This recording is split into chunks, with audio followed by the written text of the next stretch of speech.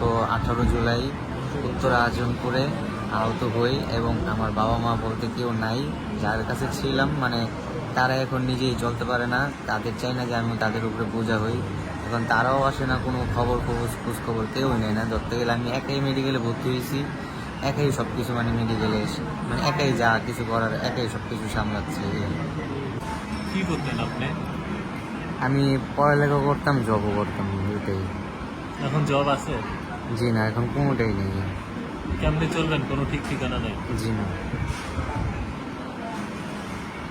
এখন নিজেও বলতে পারি না যে কি করব না, শুধু আশ্বাস দেওয়া যায় মানুষে, আর কিছু মানে কিছু বলে না এসে।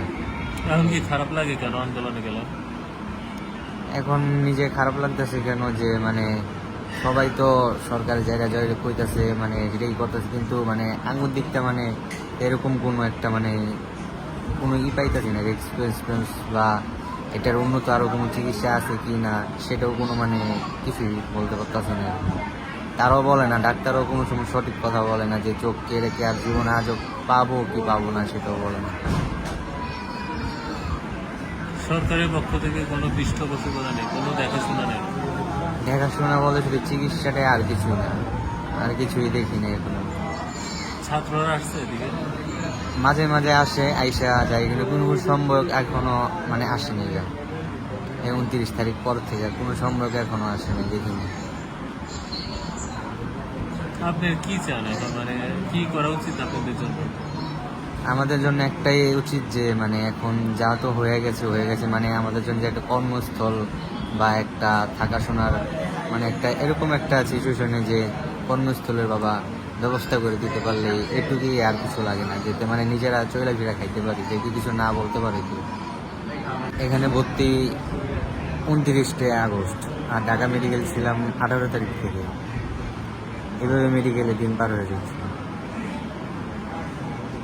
আপনি তো এখান থেকে রিলিজ পেলে ওষুধপত্র কিনা আসা যাওয়া সব নিজেকে করতে হবে?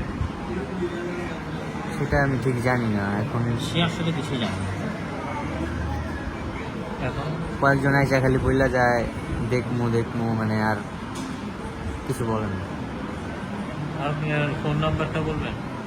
আমার ফোন নাম্বার হলো 01857773348। আপনাকে যদি ফোনে কেউ টাকা পাঠায় আপনি তুলতে পারবেন? জি, আপনার তো কেউই নাই সাথে, কেমনে তুলবেন? ওই একা একা গিয়ে তুলতে হবে, না না হলে আরেকজনকে দিয়ে তোলাতে হবে।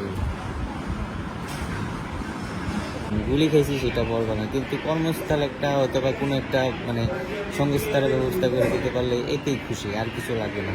যাতে পরবর্তীতে মানে আমরা চলে ফিরা খাইতে পারি, এরকম একটা ব্যবস্থা করে দিতে পারলে।